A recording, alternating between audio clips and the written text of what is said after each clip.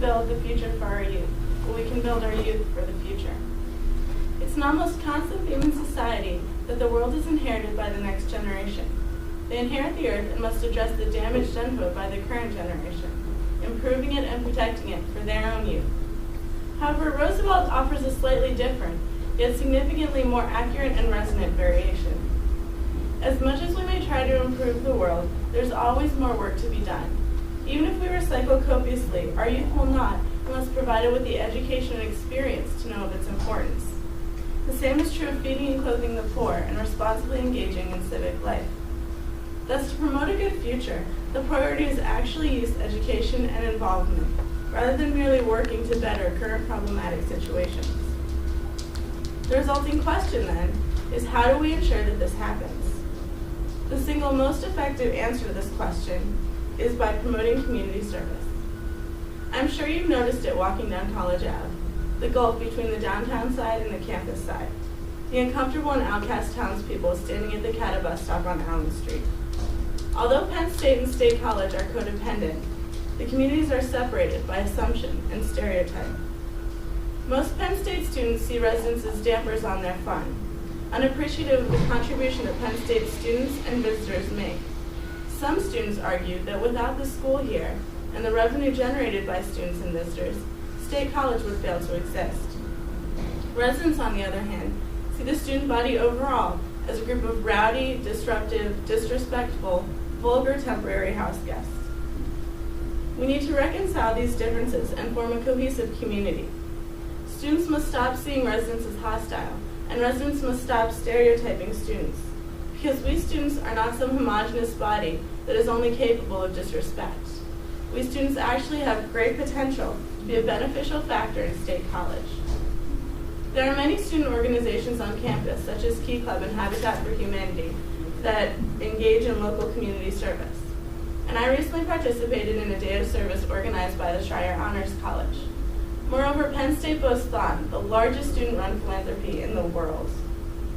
Through increased involvement in these activities and other service, volunteering, charitable, and philanthropic opportunities, students have the ability to reconcile differences between themselves and the residents and contribute to an improved and harmonious community. We don't have to wait for an invitation from the townspeople. We can offer our services and seek out ways to help. We can be the first to extend a hand, showing that we are ready to participate in the community and work alongside State College residents. But how can we ensure that these actions will actually take place? One idea is for Penn State to instate a graduation requirement of a certain number of community service hours, accompanied by classes and programs to provide opportunities to engage in this service. These requirements already exist in most high schools, as you know.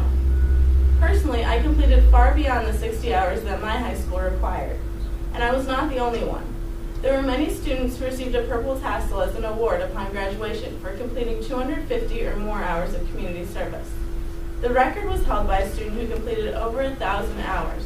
He spent his spare time as a volunteer EMT.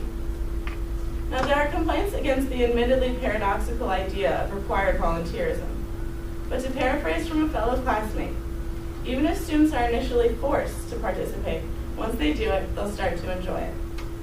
Although initially the idea of a requirement may be distasteful to some, most students will appreciate the new bond they form with the community and feel rewarded as a result of their contributions. Picture for me a college avenue that is integrated, students and residents. Students walk along the retail side, not alienating anyone, alongside townspeople, alongside children, respectful. State College residents don't feel like outcasts on CATA buses or at bus stops, and even enjoy taking walks and enjoying the view of Old Main. They respect and value the students in the community, and even know some individual students personally. Imagine the familial feeling that such a community would provide to a homesick freshman who wants a home-cooked meal, a high school student in search of a mentor, or a family needing leaves raked or driveways shoveled. This is idealistic, some may say. Yes, there are students that won't change their ways, that will continue to disrespect the townspeople and resent the community service requirement. And there are residents that will pinpoint these students as examples of the entire student body and fail to see past the stereotype. So would it be better to do nothing? The answer is a resounding no. Especially in light of the recent outcry against St. Patty's Day, a lack of action will only increase the hostility. So take action. With increased community involvement by you, there is a vast iciness of animosity that can simply melt away. Advocate to Penn State for this requirement, but while you're advocating, don't wait. Create your own organizations for community involvement. Join a local sports team through the Y. Tutor Center County Public School children. Contact churches, parks, animal shelters, anywhere that wants your help, and most everywhere will accept your help. You have the power to influence what direction your community takes, and set an example for tens of thousands of future Penn State students. Yes, build a better future for the next generation. But as Franklin Roosevelt said, teach them how to do the same. Set a precedent for future students of Penn State. Build those youth to change their future, as you can change your own.